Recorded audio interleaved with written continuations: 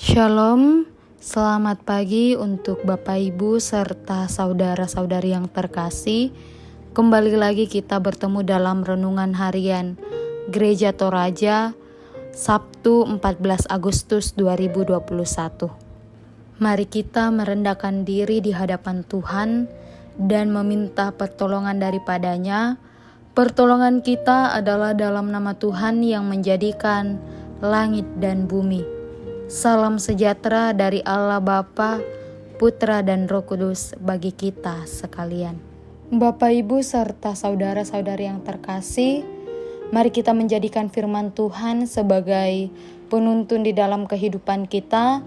Namun sebelum kita mendengarkan akan kebenaran firman-Nya, mari kita tundukkan kepala kita satu di dalam doa. Kita berdoa. Bapa kami yang ada dalam kerajaan surga, kami mengucap syukur ya Tuhan atas berkat penyertaan-Mu yang luar biasa di dalam kehidupan kami sampai detik ini Tuhan.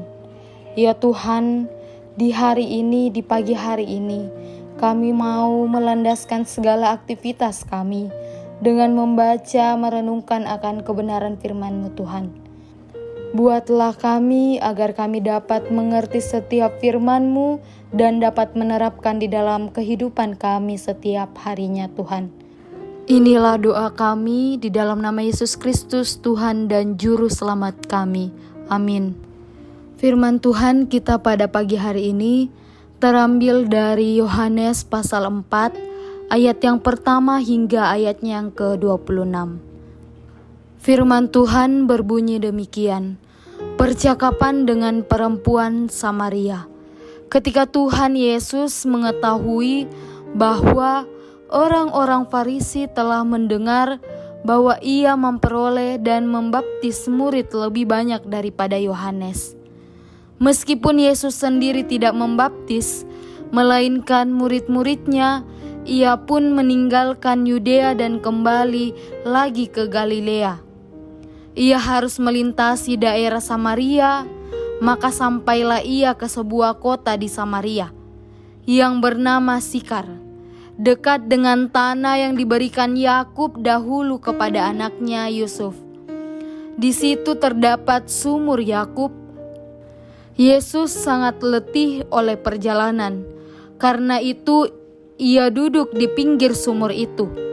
Hari kira-kira pukul 12, maka datanglah seorang perempuan Samaria hendak menimba air. Kata Yesus kepadanya, "Berilah aku minum," sebab murid-muridnya telah pergi ke kota membeli makanan. Maka kata perempuan Samaria itu kepadanya, "Masakan engkau seorang Yahudi meminta minum kepadaku seorang Samaria? Sebab orang Yahudi tidak bergaul dengan orang Samaria." Jawab Yesus kepadanya, "Jikalau engkau tahu tentang karunia Allah dan siapakah dia yang berkata kepadamu, 'Berilah aku minum,' niscaya engkau telah meminta kepadanya dan ia telah memberikan kepadamu air hidup." Kata perempuan itu kepadanya, "Tuhan, engkau tidak punya timba dan sumur ini amat dalam. Dari manakah engkau memperoleh air hidup itu?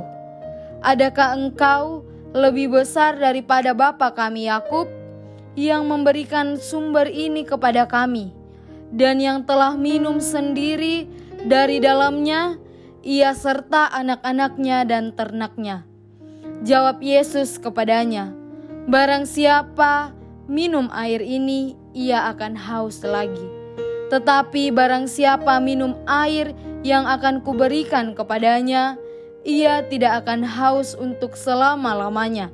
Sebaliknya, air yang akan kuberikan kepadanya akan menjadi mata air di dalam dirinya, yang terus-menerus memancarkan sampai kepada hidup yang kekal."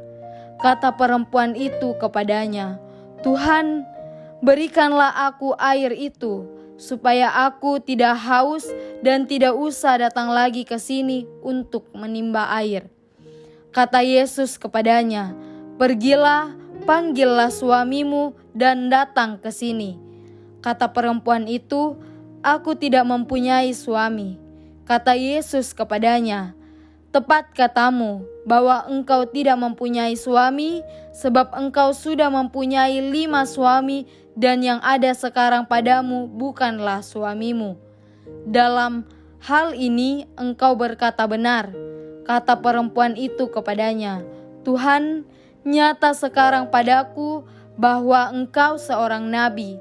Nenek moyang kami menyembah di atas gunung ini, tetapi kamu katakan bahwa Yerusalemlah tempat orang menyembah." Kata Yesus kepadanya, "Percayalah kepadaku, hai perempuan, saatnya akan tiba bahwa kamu akan menyembah Bapa bukan di gunung ini dan bukan juga di Yerusalem. Kamu menyembah apa yang tidak kamu kenal, kami menyembah apa yang kami kenal, sebab keselamatan datang dari bangsa Yahudi. Tetapi saatnya akan datang dan sudah tiba sekarang, bahwa penyembahan-penyembahan benar akan menyembah Bapa dalam roh dan kebenaran. Sebab Bapa menghendaki penyembahan-penyembahan demikian. Allah itu roh dan barang siapa menyembah Dia harus menyembahnya dalam roh dan kebenaran." Jawab perempuan itu kepadanya, "Aku tahu bahwa Mesias akan datang, yang disebut juga Kristus. Apabila Ia datang, Ia akan memberitakan segala sesuatu kepada kami." Kata Yesus kepadanya, "Akulah Dia yang sedang berkata-kata dengan engkau." Amin. Bapak, Ibu, serta saudara-saudari yang terkasih, pada hari ini tema perenungan kita ialah perjumpaan yang mengubahkan. Mungkin kita pernah bertemu dengan seseorang untuk pertama kalinya, dan orang itu membagikan kisah hidup yang penuh dengan tantangan dan penuh dengan perjuangan, hingga akhirnya ia berhasil untuk melewati dan membentuk menjadi pribadi yang kuat. Lalu apakah kisah hidupnya membuat kita memiliki motivasi untuk terus berjuang untuk hidup yang lebih baik? Perjumpaan Yesus dan perempuan Samaria adalah perjumpaan yang mengubahkan. Pada awal pembicaraan, perempuan Samaria tidak mengenal Yesus. Ia hanya tahu bahwa Yesus adalah orang Yahudi. Ketika pembicaraan di pinggir sumur berlangsung dan ketika Yesus mengungkap semua perbuatannya, barulah perempuan Samaria itu menyadari siapa Yesus yang meminta air kepadanya. Ia menyadari bahwa Yesus adalah seorang nabi.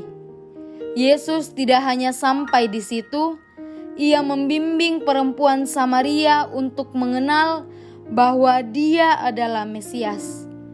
Yesus membimbing perempuan Samaria sampai ia mengenal siapa Yesus. Dalam percakapan yang mengubahkan itu, perempuan Samaria terbuka kepada Yesus. Ia menerima pembaruan atas hidupnya. Tuhan mengenal kita secara utuh dan lengkap. Tidak ada yang tersembunyi bagi Tuhan.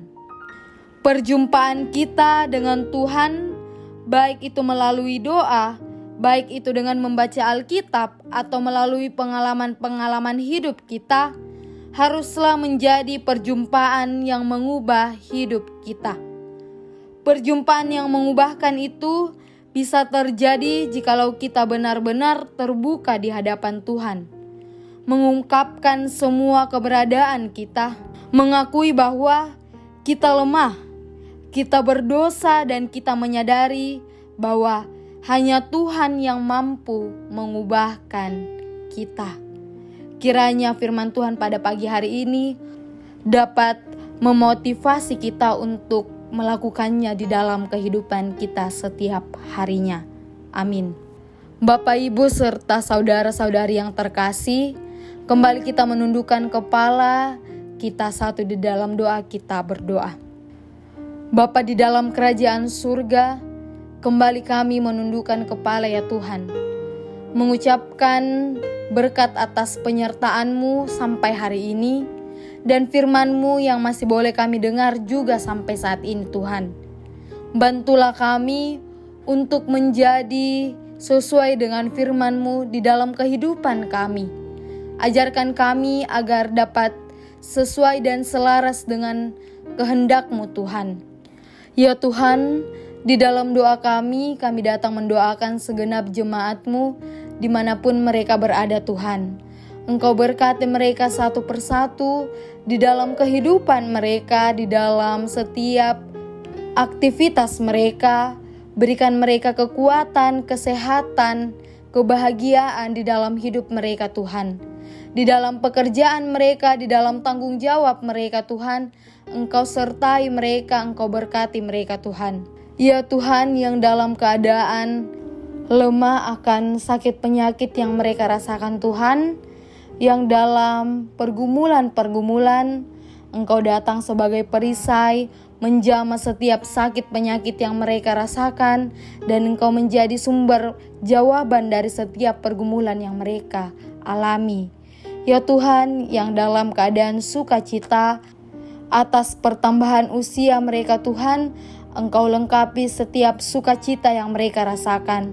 Mungkin juga ada yang bersyukur dengan hal-hal yang lain Tuhan.